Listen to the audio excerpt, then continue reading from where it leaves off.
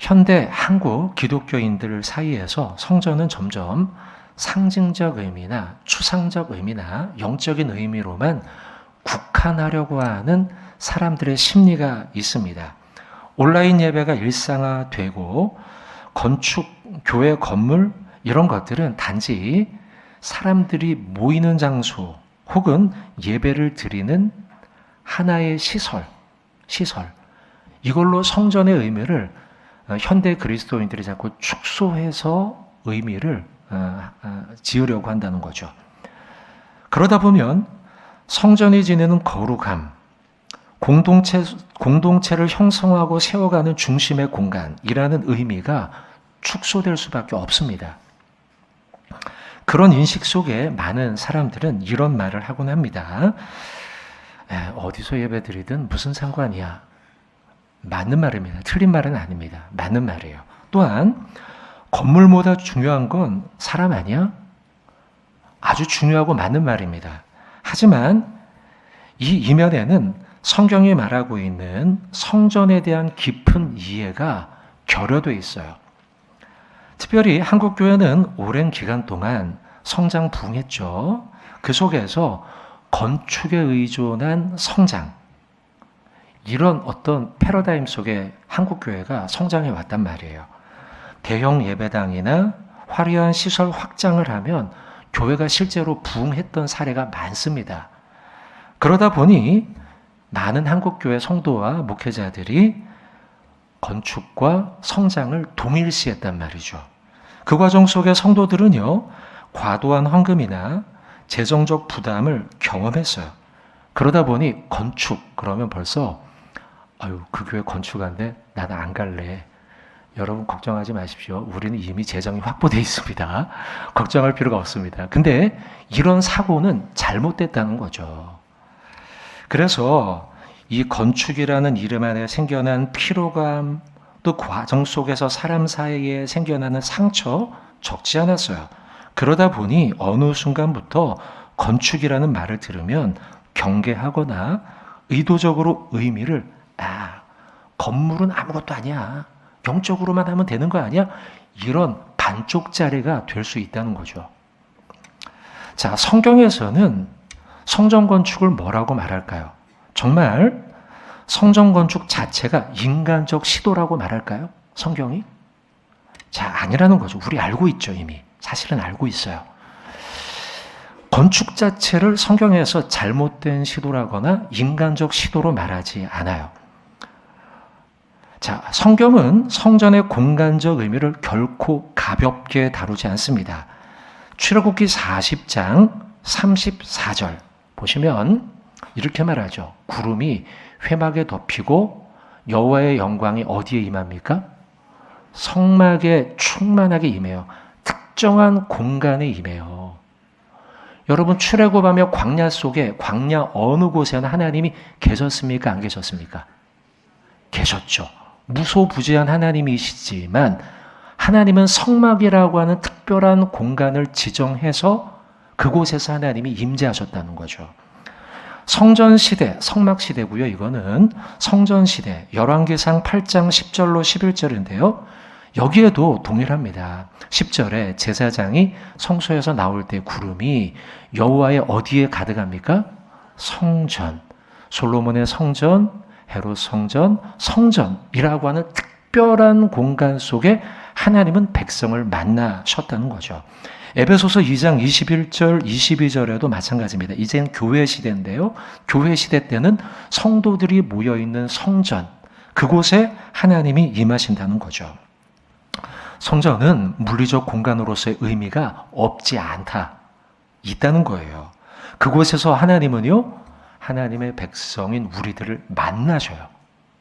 만나신 그곳에서 하나님은 그 장소에서 우리를 빚으셔요. 하나님의 자녀답게 말씀을 통해 훈련시키는 게 성전이에요. 그리고 그렇게 빚어진 우리를 보내셔요. 세상으로요. 그게 성전이에요. 루이스 벌고프는 그의 책 조직신학에서 이런 말을 했습니다. 성전이란 하나님께서 특별한 방식으로 임재한다는 거예요. 그리고 그와 함께 교제한다는 거예요. 그리고 우리를 여긴 적어놓진 뻘거푸는 얘기하진 않았지만 뒤에 볼 거예요. 우리를 보내셔요. 성경 구절을 보시면 시편 27편 4절이에요. 같이 한번 읽어보죠. 시작. 내가 여호와께 바라는 한 가지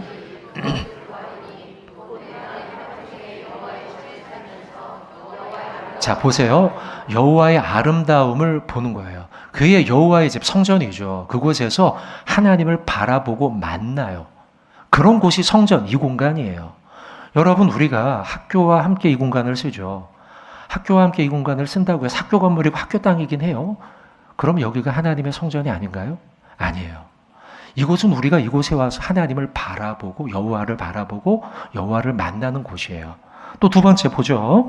에베소서 2장 22절 같이 읽겠습니다. 시작.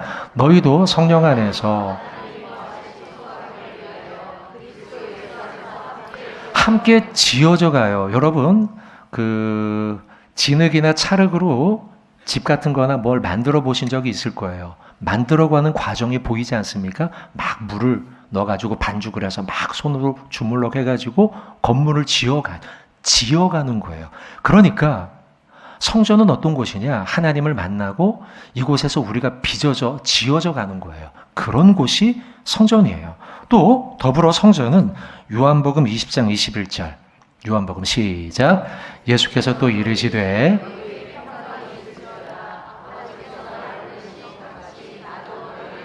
그러니까 우리가 빚어져 가고 난 다음엔 세상으로 보냄을 받는 출발 장소가 바로 성전이라는 것이에요. 성도 여러분, 우리는 잠시 예배당을 떠나서 임시 예배 처소, 이제 광야 생활을 합니다. 옮겨야 되죠. 이 시간을 통해서 우리는요, 이곳이 얼마나 소중한 곳인가 다시 한번 생각하면 좋겠어요.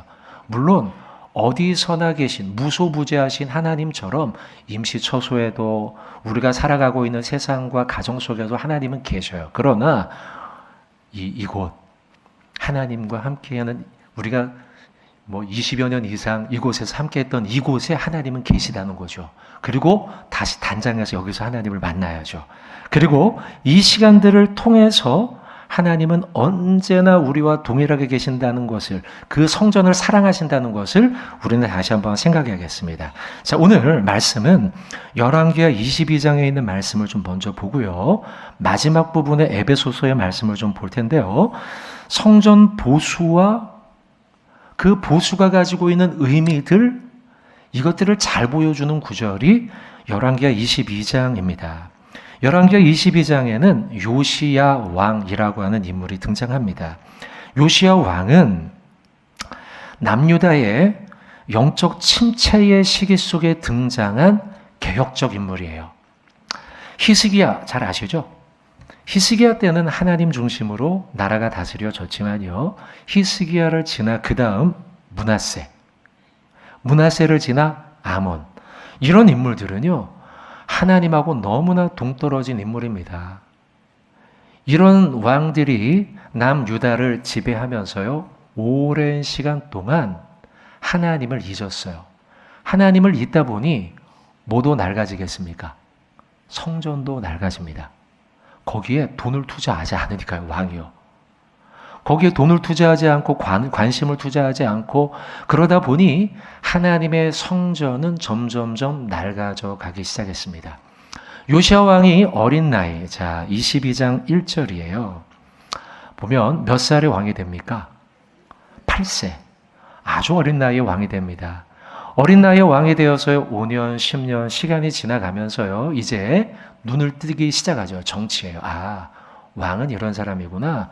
왕은 무엇을 해야 되는구나. 제일 먼저 해야 될 일이 뭘까요? 왕이요. 대통령이 되고 나면 뭘 먼저 합니까? 자신의 리더십을 공고하기 위해서 인사개혁을 하지 않습니까? 사람을 세우고 기반을 세우고 경제개혁을 하고 군사개혁을 하고 외교전략을 짜고 이런 일을 먼저 하는 게 마땅한데요. 요시야 왕은요, 성경의 기록상 제일 먼저 한 일이 뭐냐? 성전 보수였다는 거죠. 성전 보수를 그는 제일 먼저 합니다. 성전 보수를 먼저 하기 위해서 서기관 사반을 보내고요, 대제사장 hil기야에게 재정권을 부여하면서 성전 보수를 하도록 명령합니다. 무너지고 낡고 방치되었고 점점점 구식이 되어가던 하나님의 집을 손보게 한 것이죠. 세련되고 깨끗하고 이제는 사람들이 와서 하나님을 찾도록, 그리고 예배할 수 있도록, 기도할 수 있도록, 날마다 오고 싶은 장소로, 그런 곳으로 요시야 왕은 성전 보수를 명령한 것이죠. 그러면 여러분, 건물만 깨끗해졌을까요? 시설만 깨끗해졌을까요? 아니요. 시설의 보수와 물리적 보수를 하는 과정 속에 하나님은 놀라운 일을 일으키십니다. 자, 이걸 보고 싶은 거예요. 열왕기하 22장 8절 같이 한번 읽어보겠습니다. 시작. 대제사장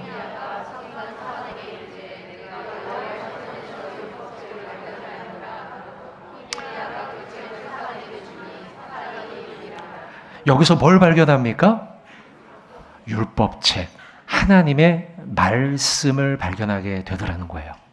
그리고 이어서 성전 보수를 통해 요시야는 그 말씀을 읽고 성도들도 읽겠죠. 그걸 듣겠죠. 그리고 같이 모였겠죠. 그리고 기도했겠죠. 그러면 왕은 옷을 찢으면서 통곡하고 자복하고 회개하는 역사가 일어나더라는 거예요.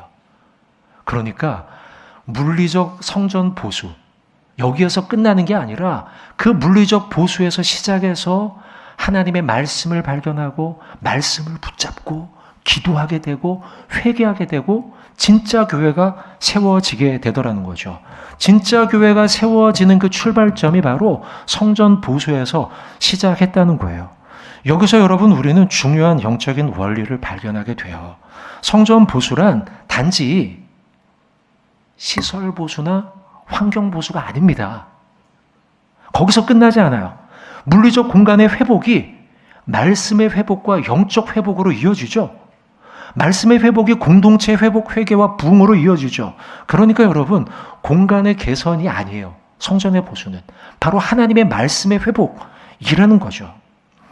여러분, 하나님께서는요, 인간을 창조할 때에 영이신 하나님을 닮아 우리를 영으로만 창조하지 않으시죠. 육체를 같이 만드셨단 말이에요. 그리고 이게 균형을 갖추도록 하신다는 거죠. 우리 사람, 제가 목회를 해보니 그래요. 성도들 가운데요, 마음이 병들잖아요. 마음 병들어서 병든 게 오래되면 육체도 병들더라고요. 또 거꾸로 육체가 병들어서 오랫동안 병상에 누워있으면 뭐도 상해요? 마음도 상해요. 영혼과 육체가 균형을 이루어야 된다는 거죠. 여러분, 우리가 영적 교회 중요하지만 영적 교회가 건강해지는 것은 동시에 물리적 교회도 동시에 포함한다는 거죠. 그래서 여러분, 보이는 교회와 보이지 않는 교회 두 가지를 교리에서는 같이 가르칩니다. 우리가 보이는, 눈에 보이는 가견교회, 불가견교회 두 가지를 같이 이야기하며 교회라고 이야기한다는 것이죠. 그 과거에 그 알쓸 신잡이라고 하는 프로그램에 나왔던 유명한 건축가 유현중 교수라고 있어요. 한번 만난 적이 있습니다. 이분이 도시는 무엇으로 사는가라는 책에서 이런 말을 썼습니다. 보여주시면요. 공간은 인간의 행동과 사고방식 그리고 문화를 형성한다는 거예요. 그러니까 우리가 공간, 건축, 물건 이걸 만들지만요. 공간을 만들지만 만든 걸로 끝나는 게 아니라 그 안에 들어와서 생활하면서 그거에 영향을 받는다는 거죠. 인간의 행동과 사고방식과 문화를 형성하는 매개체가 공간이 된다는 거예요. 공간. 여러분, 만약 여러분의 집이 쓰레기로 가득하다고 생각해 봅시다. 매일마다. 그럼 여러분의 사고가 어떻게 될까요? 정리정돈이 안 되겠죠. 그러나 깨끗한 집에 여러분이 산다고 생각해 보세요. 지저분한 것도 치워야지. 이렇게 생각이 바뀐다는 거죠. 깨진 유리창의 법칙을 알고 있지 않습니까, 여러분? 한번 유리창 깨놓으면 여긴 깨도 되는 곳인가 보다 하고 여기도 깨지고 저기도 깨진다는 거죠. 쓰레기를 한 곳에 버려놓으면 여긴 버려도 되는 곳인가 보다 생각하고 막 버리기 시작한다는 거죠. 만약 여러분들이 우리 교회를 들어왔는데 예배당 안에 쓰레기가 가득해요. 교회 나오시겠습니까? 여기 교회는 다닐 곳이 아닌가 보다 생각하겠죠. 그러나 여기를 아름답고 깨끗하게 정돈하면 사람은 둘째치고 하나님이 계신 곳이라고 생각하며 그렇게 한다면 이곳이 여기 하나님이 계시며 이 교회는 이런 교회구나 라고 생각을 하게 된다는 거죠. 그게 바로 유현준 교수의 이야기며 동시에 제가 지은 말도 한번 보여주시면요. 제가 이렇게 한번 써봤습니다. 하나님을 예배하는 공간과 시설이 가볍게 여겨지잖아요. 가볍게 여겨진다는 말은 사람이 쓰는 시설이나 환경으로만 한정하는 거죠. 그러면 예배 역시 사람에 따라 가벼워지기 쉬워요. 그러나 이곳을 하나님이 거하시는 곳이라고 생각하고 우리가 잘 단장한다면 이곳은 하나님이 거하시는 곳으로 생각하면 우리가 대하게 된다는 거죠. 요시아의 개혁을 다루고 있는 열왕기하 22장이었죠. 22장이었죠. 이 본문을 존 칼빈이 주해하면서 이런 말을 지적했습니다. 외적 시설 회복이 내적 갱신을 깨우는 하나님의 섭리적 도구가 되었다. 이렇게 말을 해요. 그러니까 처음에는 그냥 너무 오래됐으니까 고쳐야지 요시아가 그렇게 생각하고 성전 보수를 시작했는데 결과적으로는 어떻게 됐어요? 이스라엘 나라 전체가 회개하고 왕이 회개하고 말씀을 붙잡고 살아가는 내적 경건을 깨우는 하나님의 섭리적 도구가 됐다는 거죠. 우리도 그러면 좋겠다는 거예요, 여러분. 우리도 1년 동안 6개월 동안 나가 생활하는 게 단지 공사하겠지가 아니라 요시아가 그걸 통해서 내면의 교회가 깨어진 것처럼 그런 계기가 되면 좋겠다는 거죠. 성경은 반복해서 증언합니다. 시편 132편 13절의 말씀입니다. 같이 읽겠습니다. 여호와께서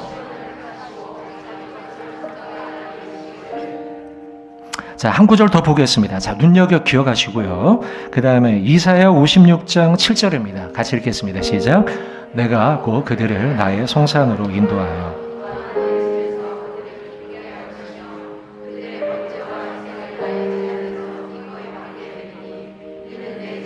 만민이 기도하는 집이라 일컬음이 될 것임이라. 아멘. 두 구절 봤는데요.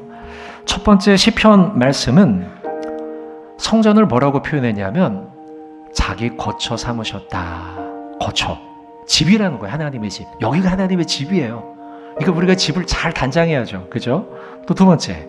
이사야 56장이에요. 여기는 뭐라고 했어요? 만민이 기도하는 집이라고 했어요. 우리는 한 해 동안 올해 목표도 삼았죠. 올해 주제어가 뭐였습니까? 성전으로 이어져가는 사랑과 진리의 공동체. 또 실제로 6개월 그 이상 동안 공사가 또 진행이 돼요. 하나님 공사하는 동안 사고도 없게 하시고 공사하는 동안 우리 모두의 마음이 기대하고 설레고 소망하게 하시고 마음이 모아지게 하시고 또 하나님께 기쁨이 되고 우리에게는 부흥이 되는 요시아 시대처럼요. 부흥이 되는 그러한 과정 되게 해주세요. 여러분 기도해 주시길 바랍니다. 말씀을 맺으면서 여러분 에베소서 말씀을 좀 보고 싶어요. 에베소서 2장 21절로 22절이에요. 읽어볼까요? 같이. 올해 주제 성구이기도 합니다. 시작. 그의 안에서 건물마다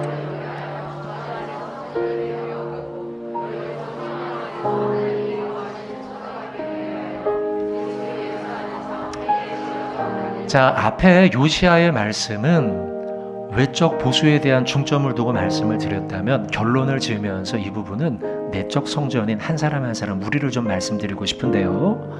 여기도 똑같이 말씀하죠. 22절에요. 하나님이 거하실 처소라고 말하죠. 집이에요. 우린 이 신앙의 원리를 간과해서는 안 됩니다. 설교 초두에 물리적인 공간을 자꾸 축소하려고 하는데 아니에요, 여러분. 굉장히 중요해요. 여기는 하나님의 성전은 하나님이 거하실 처소, 집이니까요.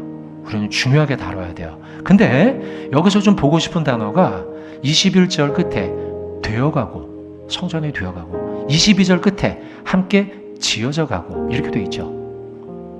근데 이 표현은요, 문법상으로 보면, 헬라어 문법상으로 보면 영어의 현재 진행형입니다. 진행형. 되어가고 있는 뭐뭐 하는 중이다, 이런 의미죠. 그래서 성전이 되어가는 중, 그 다음에 22절에 함께 지어가는 중. 자, 우리는 6개월 동안 이 진행형을 볼 거예요. 그러나 대다수의 건물은 짓고 나면 완성형이죠. 그죠? 결과형이잖아요. 그죠? 우리는 그렇게 살아가는데, 그렇다고 본다면 21절과 22절은 원래 성전이 되었다, 함께 지어졌다, 이렇게 표현하는 게 맞는데, 지어져가는 중이다, 되어가는 중이다라고 말하며 진행형을 쓴 이유는 뭘까요? 우리의 삶을 얘기하기 때문이에요. 성전은 무엇이냐? 우리의 삶이에요. 성도의 삶이에요. 사도 바울은 바울 서신서에서 한 사람 한 사람이 성전이라고 이야기하죠. 그러면 나의 성전은 한번 지어지고 끝나는 게 아니죠. 삶은 계속 그래서 지금 여기서 말씀하고 있는 성전은 유기체로서의 성전이에요.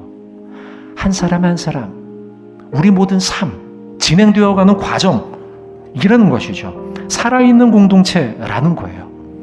이 의미는 중요합니다. 지금 이게 방금 읽은 게 성경 에베소서예요. 에베소서에 있는 2장인데요. 이 에베소서는 이 의미가 더 남달라요. 왜냐하면 에베소서 꼭대기에는 아르테미스 신전이 있어요. 이건 이제 7대 불가사의죠. 세계에 알려져 있는데 저도 가봤어요. 올라가 보진 못했지만 아래서 봤는데 거대합니다. 건물이요. 거대합니다.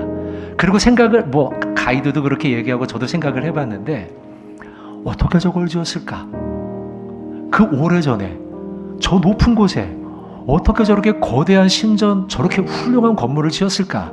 그래서 불가사의겠죠. 근데 에베소서 교인들은 날마다 그 건물을 봤어요. 그리고 바울은 그들에게 말하고 있어요. 저 건물 훌륭해 보이지? 저거 그러나 아무것도 아니야. 진짜는 뭐야? 성전으로 내가 살아가는 너희의 삶이 중요한 거야. 저 건물은 저렇게 크고 화려하지만 우리 예배당은 좀 작지? 나중에 커집니다. 에베소 교회가요. 그러나 처음에 작았을 거 아니에요? 작지? 그러나 비교할 필요 없어. 너 한 사람이 저거보다 더 커. 그 얘기를 하고 있는 거예요. 그러면서 뭐라고 얘기해요? 지어져 가는 중이다. 함께 만들어져 가는 중이다. 진행형을 이야기하고 있는 거예요. 성도 여러분, 이 표현 우리가 꼭 기억하면 좋겠습니다. 하나님의 참된 성전은 저 거대한 신전이 아니라 바로 너희야, 나야 라고 하는 이 말씀이요. 바울은 교회를 하나님이 실제 거하시는 처소라고 선언하면서 우리 공동체와 너 한 사람이 그걸 만들어 가야 돼, 우리에게 말씀하고 있는 거죠. 성도 여러분, 이제 우리는 한 해 동안에 그 과정을 지나가면서 내가 그런 성전으로 준비되고 만들어져 가고 진행되고 가고 이런 결심을 하면 좋겠습니다. 기도 제목을 제가 좀 아마 보내드렸을 텐데요. 한번 보여주시면요. 성찬 때 할 기도 제목입니다. 한번 4가지 기도 제목인데 좀 이따 우리 이것도 기도할 겁니다. 같이 한번 읽어보시죠. 1번 시작. 성전 보수의 시간 동안 성전 보수의 기간 동안에요. 이제 우리 성찬을 하면서 이런 기도를 하면 좋겠어요. 예수님의 보혈로 우리의 믿음이 깊어지고, 자, 2번째입니다. 시작. 공간이 단장되는 만큼 십자가의 예수님과 우리의 관계 역시 단장되고, 건물은 전문가들이 지을 텐데요. 결국엔 6개월 지나면 다 깨끗하게 여기가 정돈될 겁니다. 그럼 뭐합니까, 여러분? 내가 단장되지 않으면 안 되죠. 그래서 오늘 성찬을 통해 십자가의 예수님과 우리의 관계 역시 깨끗하게 잘 단장된 집처럼 내 자신이 그렇게 되게 해달라고 기도해야겠습니다. 3번째 같이 기도의 제목 올립시다. 다음 세대를 위한 방이 넓어지는 만큼 우리의 믿음의 책임도, 그렇습니다, 여러분. 아래층에 이제 다음 세대에 위한 공간을 공사합니다. 단장되는 만큼 어른들인 우리 역시도 책임감이 있습니다. 4번째 기도의 제목입니다. 벽과 기둥이 이어지듯. 자, 오늘 우리 올해 주제를 말씀드리는 성전으로 이어져 가는 거예요. 옆에 있는 사람이 벽돌이고 옆에 있는 사람이 기둥이에요. 그들이 서로가 우리가 이어져서 무엇 안에요? 예수님의 십자가 안에 이어져서 아름다운 성전을 지어져 가야겠습니다.